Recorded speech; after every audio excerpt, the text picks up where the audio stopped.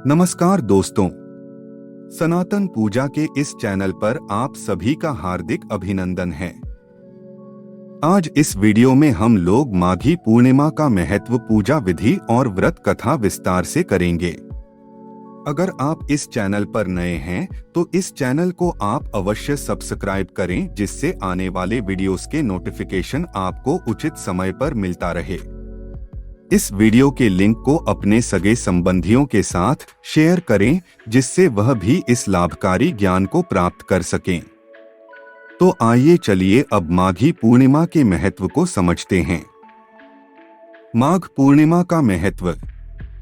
सनातन धर्म में माघ पूर्णिमा का अत्यंत ही महत्व है। इस दिन गंगा स्नान का एक विशेष महत्व है। पुराणों के अनुसार कहा जाता है, इस दिन देवी देवता भी धरती पर आते हैं पर गंगा में स्नान करते हैं। खासकर माघी पूर्णिमा के दिन संगम में स्नान का पौराणिक रिवाज है। सनातन मान्यता के अनुसार इस शुभ संयोग में दान, पुण्य और मंत्र से देवताओं को प्रसन्न किया जाता है। पुराणों के अनुसार माघ पूर्णिमा के दिन स्वयं भगवान श्री विष्णु गंगाजल में निवास करते हैं। इस दिन गंगा स्नान करने से विष्णु की कृपा मिलती है तथा धन संपदा, लक्ष्मी, यश, सुख, सौभाग्य तथा उत्तम संतान की प्राप्ति होती है। माघी पूर्णिमा पर गंगा तथा अन्य पवित्र नदियों तथा सरोवर तट पर स्नान करके तिलांजलि देना चाहिए तथा पितृतर्पण करना चाहिए। एक मान्यता के अनुसार इस दिन दिए गए दान दक्षिणा का 32 गुना फल मिलता है। इसलिए इसे माघी पूर्णिमा के अलावा 32वीं पूर्णिमा भी कहते हैं। दान करने से सभी तरह के संकट मिट जाते हैं और जातक मोक्ष को प्राप्त करता है। पूर्णिमा पर माता लक्ष्मी के मंत्रों का जाप करना चाहिए। इससे घर में धन समृद्धि में बढ़ोतरी होती है। इस दिन देवी लक्ष्मी जी को पीले तथा लाल रंग सामग्री अर्पित करने से वे प्रसन्न होती हैं। माघे निमग्नाः सलिले सुशीते विमुक्त पापास्त्र दिवं प्रयान्ति। पद्म पुराण में माघ मास के महात्म्य का वर्णन करते हुए कहा गया है कि पूजा करने से भी भगवान श्रीहरि को उतनी प्रसन्नता नहीं होती जितनी कि माघ महीने में स्नान मात्र से होती है। इसलिए सभी पापों से मुक्ति और भगवान वासुदेव की प्रीति प्राप्त करने के लिए प्रत्येक मनुष्य को माघ स्नान करना चाहिए। माघ पूर्णिमा व्रत की पौराणिक कथा। पौराणिक कथा के अनुसार नर्मदा नदी के तट पर शुभव्रत नामक विद्वान ब्राह्मण निवास किया करते थे। कहा जाता है कि वे काफी लालची थे।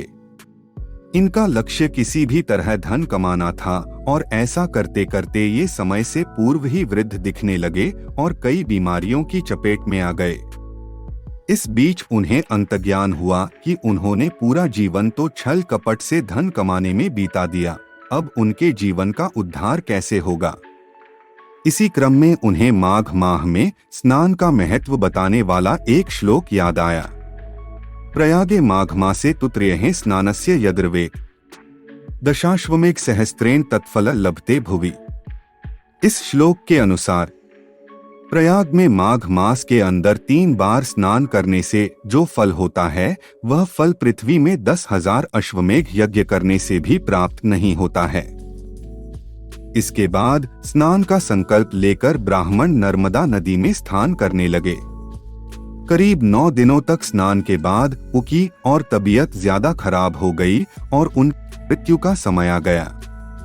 वे सोच रहे थे कि जीवन में कोई सत्कार्य न करने के कारण उन्हें नरक का दुख भोगना होगा, लेकिन वास्तव में मात्र 9 दिनों तक माघ मास में स्नान के कारण उन्हें मोक्ष की प्राप्ति हुई। पूर्णिमा व्रत की कथा। कांतिका नगर में धनेश्वर नाम के ब्राह्मण भिक्षा मांगकर अपना जीवन निर्वाह था। उसकी कोई संतान नहीं थी। एक दिन उसकी पत्नी नगर में भिक्षा मांगने गई, परंतु सभी ने उसे बांझ कहकर भिक्षा देने से इनकार कर दिया।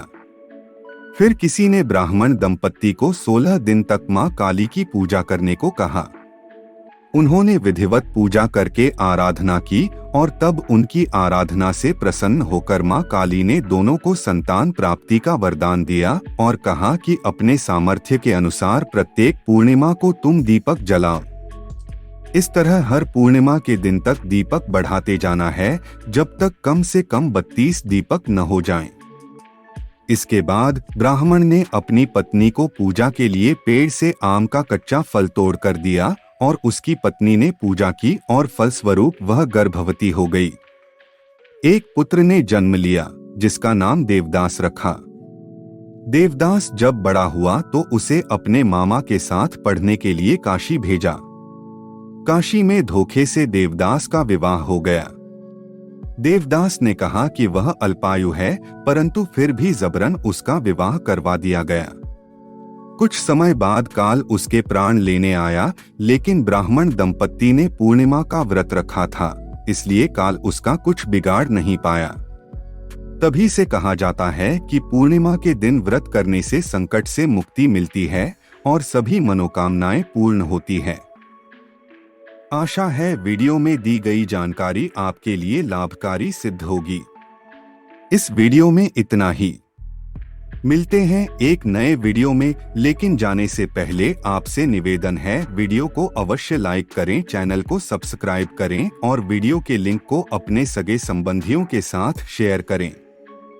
अगर आपके पास भी सनातन धर्म से संबंधित कोई भी जानकारी हो जिसे आप प्रकाशित करना चाहते हैं, आप हमारे साथ शेयर कर सकते हैं। शेयर करने के लिए लिंक डिस्क्रिप्शन में दिया गया है। अगर आपके दी गई जानकारी शास्त्र सम्मत है तो उसे हम सनातन पूजा के वेबसाइट पर आपके नाम के साथ प्रकाशित करेंगे।